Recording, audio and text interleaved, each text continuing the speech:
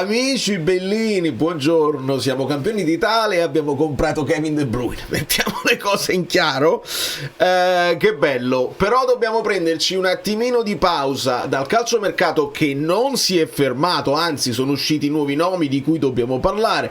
Però secondo me, visto che questa intervista ha un sapore particolare, secondo me ce la dobbiamo ascoltare insieme. Cominciamo.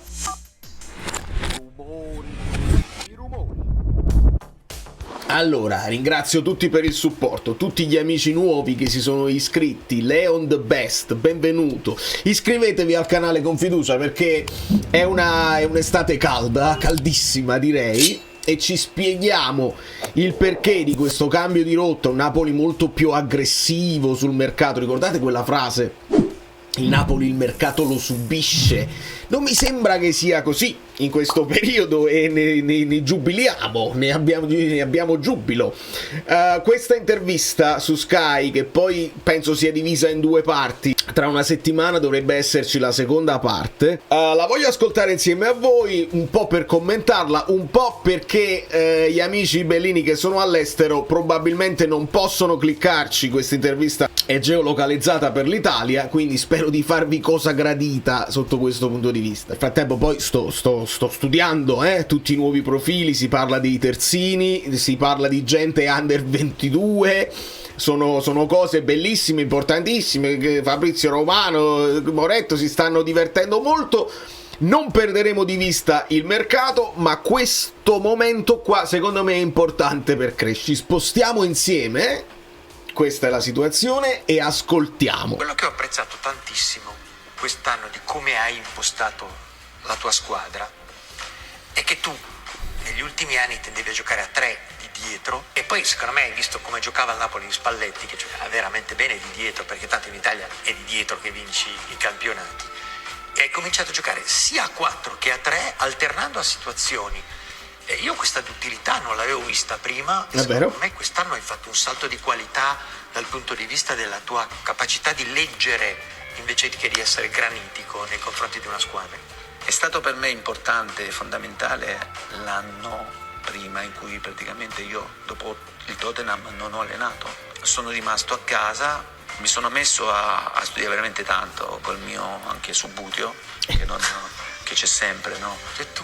C'è sempre il Subbuteo a casa mia, c'è sempre, c'è a casa, c'è al campo, quindi io tante situazioni poi le rivedo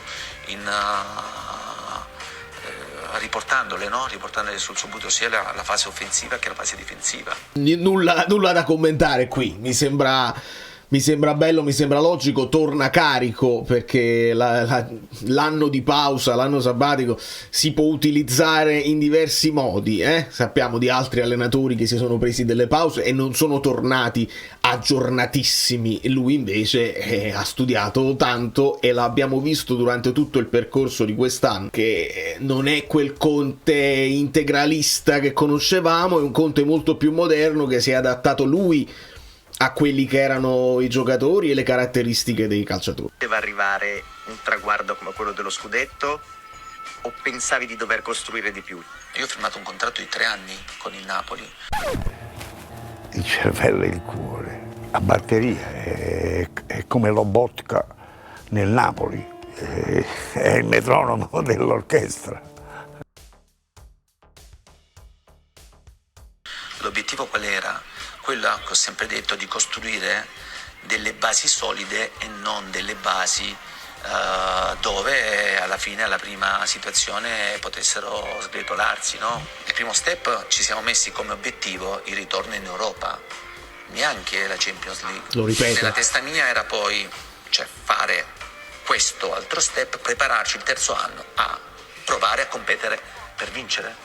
Alla fine noi abbiamo fatto questo step, ma l'abbiamo fatto comunque con delle situazioni e delle forze che non erano da vincere lo scudetto. Il fatto che noi siamo arrivati alla vittoria del campionato, nella mia testa e nella mia visione, nel mio progetto, non è cambiato assolutamente niente. Fermiamoci un attimo. Allora, quando vi dicevo, e dobbiamo tornare un attimo indietro anche a beneficio dei nuovi iscritti, c'è stato il periodo in cui insomma non avevamo ancora quella paura di perderlo, e io vi dissi dopo una serie di conferenze che per me Conte era molto sincero e veramente avrebbe voluto continuare con noi, c'è questo progetto qua. Addirittura a un certo punto dissi: se arriviamo secondi è più facile che resta, magari se arriva primo può decidere ho fatto il mio e vi lascio. Però avevo quest'idea che se fossimo arrivati secondi, Conte avrebbe voluto continuare per poi migliorarsi.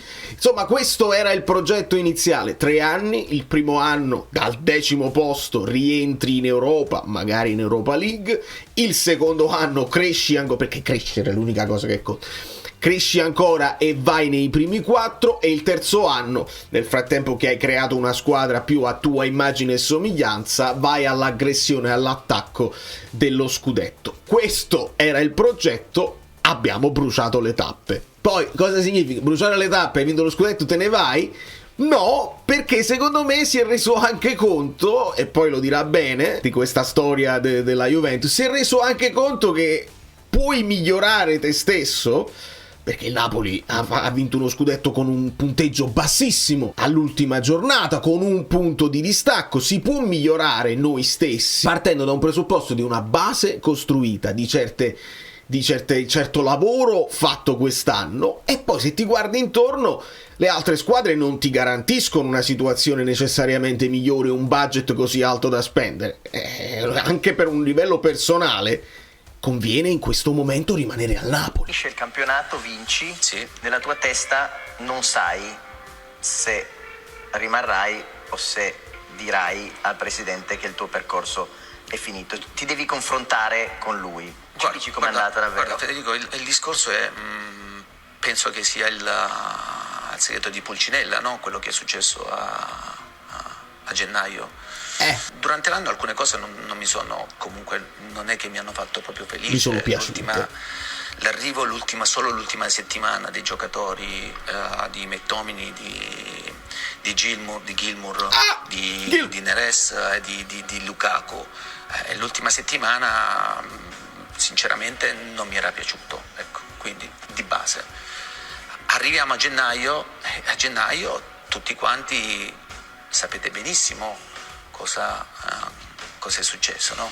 Io penso, ecco, di essere stato molto bravo a incassare, Vero? a non dare alibi ai miei calciatori, a non dare soprattutto alibi a me stesso. Fermi tutti.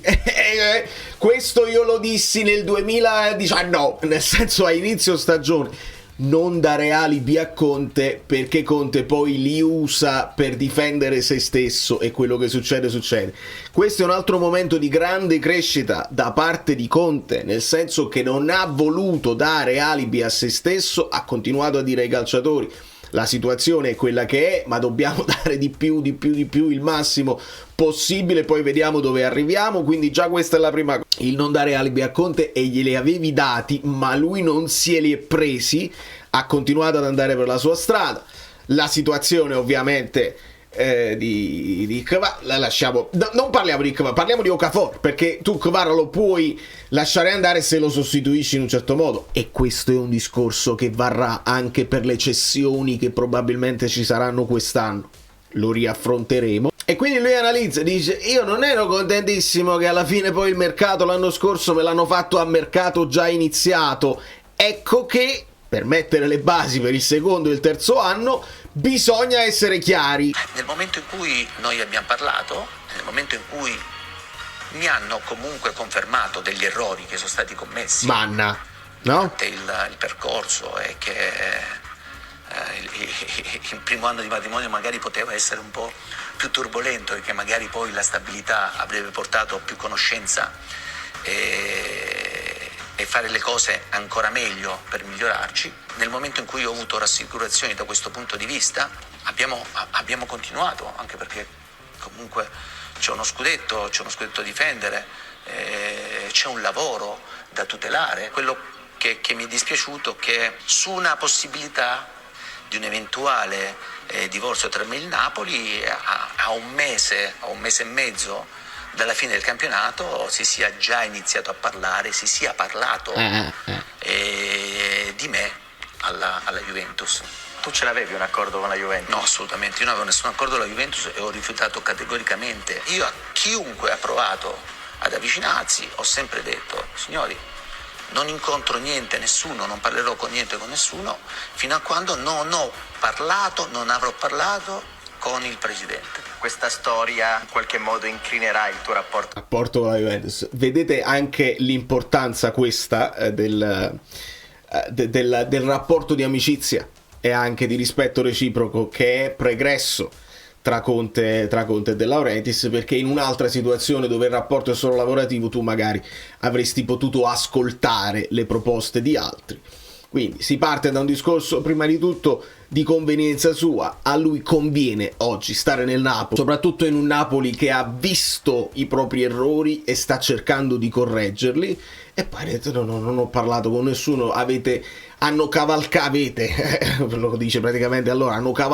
una possibilità come se fosse già tutto fatto. con la tifoseria della Juventus e con il tuo passato, con la tua storia? Ma guarda Federico, cioè solo gli stupidi possono andare dietro a queste cose, capito? Cioè, detto questo, per me la Juventus era e sarà sempre la Juventus, è chiaro? Quindi nessuno, come ho detto anche con Lecce, potrà mai inficiare il mio sentimento nei confronti di questa della mia storia, dove sono cresciuto, capisci? Mi dà fastidio perché tante volte anche dietro la mia persona, dietro il mio personaggio, tanti ci marciano, tanti comunque sono degli avvoltoi, perché comunque mi rendo conto che il nome mio è diverso rispetto a tanti. Capita a tutti i grandi. Mi ricordo benissimo anche quest'anno alla presentazione. Questo è un passaggio importante, quello del saltare. Signori, è onesto, è limpido, è veramente indiscutibile quello che dici. Il mio rapporto, il mio amore, la sua juventinità, lui non la rinnega affatto, ed è giusto che sia così. Nel frattempo sta facendo le nostre fortune e le sue, e va bene così. E qua mette ancora di più le cose in chiaro, se ce ne fosse bisogno. Noi siamo lì in piazzetta e a un certo punto i tifosi del Napoli iniziano a chiedermi di saltare con loro, chi non salta Juventino è. Io stoppo tutti e dico: fermiamoci un attimo, non mi potete chiedere ciò che non potrò mai fare. Io sono sicuro che una volta che andrò via da Napoli, cioè comunque non metterò mai a saltare chi non salta napoletano, quindi ci deve essere una forma di rispetto. E mica male anche questo passaggio qua, perché poi ci sarà il momento dove uno si può dividere, le strade si separano, però nel frattempo hai guadagnato un nuovo tipo di amicizia e di stima reciproca verso una squadra, e non ti metterai a fare dei i teatrini. Dovremmo lasciarli tra tifosi. I tifosi lo possono fare, siamo nella naturalità delle cose. Magari i professionisti facciano i professionisti. E come ho sempre ribadito, ho vinto tanto da calciatore, ma ho perso tanto. E anche da allenatore. Ho perso anche tanto, e credetemi, le sconfitte che io ho avuto sono state sconfitte importanti, perché perdere 3 Champions League, una finale di Coppa del Mondo, una finale dei campionati europei all'ultimo minuto, al Golden Goal, o altre finali di UEFA o di Coppa Italia, o scudetti persi all'ultima giornata, sono cicatrici profonde che tu comunque ti porti. Ecco perché a volte io tiro fuori una cattiveria che può far paura, no? A volte un pochettino timore. Cerco in tutti i modi di far sì di vincere e celebrare la vittoria, ecco, cosa che lui di solito non riesce a fare appieno. Signori, io sono convinto, resto convinto di questa mia intuizione, non lo so, un giorno magari glielo potrò chiedere di persona, ma sono convinto che a Conte la sconfitta faccia più male di quanto non gli faccia bene la vittoria. Credo che però questa vittoria abbia avuto un sapore particolare, non perché noi vogliamo esaltare noi stessi, ma perché è evidentemente diverso da tutto il resto del mondo quando si vince a Napoli. Però resto convinto di questo, che lui, prima che voler vincere, lui non può assolutamente perdere. Ecco che io in passato tante volte non ho fatto e mi sono pentito, ecco, di questo. Hai fatto adesso a Napoli? Sì, a Napoli me la sono goduta, ecco, me la sono goduta perché si fa tanto per arrivare al traguardo e vincere. Una volta che tu arrivi al traguardo te la devi godere, altrimenti non ha senso, cioè non ha senso fare il percorso, non ha senso fare tutti quei sacrifici. Dare tutto, chiedere tutto, il libro di Antonio Conte con Mauro Berruto. Possiamo chiudere, Federico, ringraziando Antonio perché a proposito di dare tutto ci hai dato tanto. Grazie mille, veramente. Grazie a voi perché Grazie. è sempre bello raccontarsi. Grazie Antonio. È sempre bello raccontarsi ed è sempre bello Sembra quasi che sai, poco. Allora, ascoltarli certi personaggi che sono diversi dagli altri per carisma, per personalità e per impatto sportivo e anche sui vari caratteri, perché questi poi sono quelli che spostano gli equilibri quando devi fare il massimo possibile in una competizione. I dettagli li spostano questi personaggi qua. Insomma, i like per Conte e per il fatto soprattutto, il like va soprattutto per il fatto che finalmente ha imparato a chiamarlo Gilmour e non Gilmour come ha fatto per tutto l'anno. Evidentemente non dico che si sia visto i video, ma qualcuno gliel'avrà detto e ha detto magari aiutalo, non gli chiediamo di dire De Bruyne, che non sarebbe un'esagerazione, però sposo il suo motto sul godercela questa vittoria. Io non lo so se veramente, io forse oggi che ho cambiato anche il logo del canale mettendoci un tricolore sempre rovesciato, necessariamente rovesciato, forse adesso sto rendendomi conto dello scudetto, forse tra un mesetto mi renderò conto che abbiamo preso Kevin De Bruyne ed è una dimensione completamente nuova dove si avverte un po' di invidia da parte del resto dell'Italia, si avverte un po' di ammirazione crescente da parte del resto dell'Europa e vedremo come andrà. Nel frattempo noi adesso abbiamo tutto il diritto di goderci questa fase in cui sottovoce, ma stiamo facendo la voce grossa, sottovoce ma grossa. Insomma, da New York Valerio Fluido è tutto. Tenete d'occhio il fluido.net perché con gli amici del gruppo ci stiamo divertendo a stampare le maglie nostre celebrative di questa storia che poi tra un po' faremo qualche live, mi voglio riconnettere con la community perché mi mancate, anche il rapporto diretto e qualche regalino celebrativo ce lo dobbiamo fare. Da New York ve l'ho detto, i like.